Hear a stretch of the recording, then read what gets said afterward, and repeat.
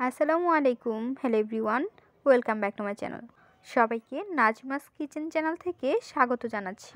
ময়মনসিংহের ঐতিহ্যবাহী কলার রসের পিঠা একদম সহজভাবে তৈরি করে দেখাবো। এই পিঠাটিকে রসের সই পিঠাও বলা হয়ে থাকে। চলুন রেসিপিটি দেখে নেওয়া যাক। বিসমিল্লাহির রহমানির রহিম। একটি পাতিলে দিয়ে দিচ্ছি 3 কাপ পানি, দিয়ে দিচ্ছি কুড়িয়ে রাখা নারিকেলটি আমরা কুড়িয়ে ডিপে রেখে দিয়েছিলাম। এই পাশে লিকুইড দুধটি আমরা ভালোভাবে জাল করে নিচ্ছি। লিকুইড দুধটি ভালোভাবে নাড়াচাড়া করে নিচ্ছি। ভালোভাবে নাড়াচাড়া করে নেওয়ার পর এর মধ্যে আমরা দিয়ে দিব 1 গ্লাস চিনি। চিনিটি দিয়ে দেওয়ার পর আমরা চামচের সাহায্যে নাড়াচাড়া করে নিব। এখন আমরা এর মধ্যে দিয়ে দিব স্বাদ অনুযায়ী লবণ। লবণটি দেওয়ার পর নাড়াচাড়া করে নিচ্ছি। আরেকটি চুলায় লিকুইড দুধটি ভালোভাবে জাল করে নিতে হবে। নিয়ে নিচ্ছি চিনি চম্পা কলা। কলার খোসাগুলো ছাড়িয়ে নিচ্ছি। এক এক করে সবগুলো কলার খোসাগুলো ছাড়িয়ে নিতে হবে। খোসা ছাড়িয়ে নেওয়ার পর কলাগুলো একদম চেটকিয়ে মিহি করে নিতে হবে।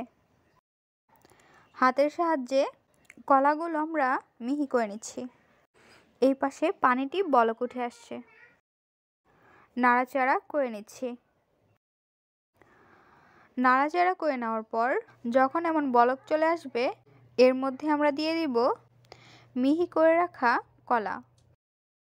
কলাটি আমরা দিয়ে দিচ্ছি। অল্প অল্প করে সবগুলো কলা দিয়ে দিচ্ছি। কলাটি দিয়ে দেওয়ার পর নাড়াচাড়া করে নিতে হবে। নাড়াচাড়া করে নেওয়ার পর লিকুইড দুধটি আমরা চামচের সাহায্যে নাড়াচাড়া করে নিচ্ছি। ভালোভাবে বলক চলে আসছে, আমরা নাড়াচাড়া করে নিচ্ছি। একটি বলের মধ্যে নিয়ে নিচ্ছি চালের গুঁড়ি এবং ময়দা। চালের গুঁড়ি এবং ময়দা কাই করে নিতে হবে।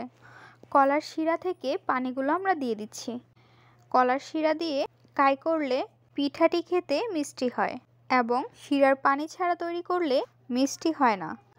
লিকুইড দুধটি আমরা নাড়াচাড়া করে নিচ্ছি এবং লিকুইড দুধটি ভালোভাবে বলক উঠিয়ে নিতে হবে। লিকুইড দুধটি যখন ভালোভাবে বলক চলে আসবে তখন আমরা আগুনটি কমিয়ে দেব। পিঠার ডোটি আমরা তৈরি করে নিচ্ছি। রুটি বা পরোটার জন্য আমরা যেইভাবে ডোটি তৈরি করে থাকি সেমভাবে তৈরি করে নেব। প্রথমে আমরা হাতে অল্প করে নিয়ে দুই পাশে বল প্রয়োগ করে চুষি পিঠার মতো তৈরি করে নেব। কিন্তু চুষি পিঠা বা সেমাই পিঠা হয়ে থাকে ছোট এবং লম্বা। সেমভাবে এই পিঠাটি তৈরি করে নিতে হবে। আমাদের পিঠাটি প্রায় তৈরি করা হয়ে গিয়েছে। পিঠাগুলো তৈরি করে নেওয়ার পর চুলায় কলার শিরার মধ্যে দিয়ে দিচ্ছি অল্প করে চিনি। নাড়াচাড়া করে নিচ্ছি। লিকুইড দুধটি ভালোভাবে জাল হচ্ছে। কলার শিরার মধ্যে আমরা দিয়ে দিচ্ছি পিঠা। সেমাই পিঠাগুলো অল্প অল্প করে দিয়ে দিতে হবে। একবারে সবগুলো পিঠা দিয়ে দেওয়া যাবে না। একত্রে দিলে পিঠাগুলো ভেঙে যাওয়ার সম্ভাবনা থাকতে পারে। তাই অল্প করে যখন পিঠা দেওয়া হবে পিঠাগুলো 1 থেকে 2 মিনিট পরে উপরে উঠে আসবে, তখন বাকি পিঠাগুলো দিয়ে দিতে হবে। আমরা নাড়াচাড়া করে নিচ্ছি। নাড়াচাড়া করে নেওয়ার পর এর মধ্যে আমরা দিয়ে দিচ্ছি মিল্ক পাউডার। মিল্ক পাউডার দিয়ে আবারও হালকা করে নাড়াচাড়া করে নিচ্ছি। পিঠাটি বেশি নাড়াচাড়া করা যাবে না, তা না হলে পিঠাগুলো গলে যেতে পারে বা ভেঙে যেতে পারে। 2 মিনিট পর আমরা পিঠাগুলো হালকা একটু নাড়াচাড়া করে নিচ্ছি। নাড়াচাড়া না করলে পিঠা নিচে লেগে যেতে পারে। এখন আমরা চুলাটি অফ করে 10 মিনিটের জন্য রেখে দেব ঠান্ডা হওয়ার জন্য। চুলাটি বন্ধ করার কারণ হচ্ছে কলাটি টক হতে পারে আবার মিষ্টিও হতে পারে। তাই টকের জন্য লিকুইড দুধ অনেক সময় ফেটে যায়।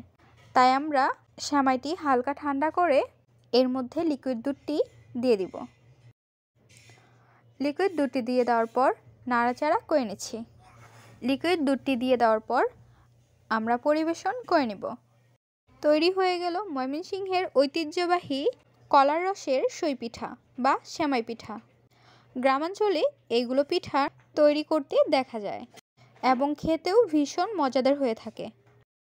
এইভাবে কলা দিয়ে সেমাই পিঠা তৈরি করলে খেতে বেশ ভালোই লাগে।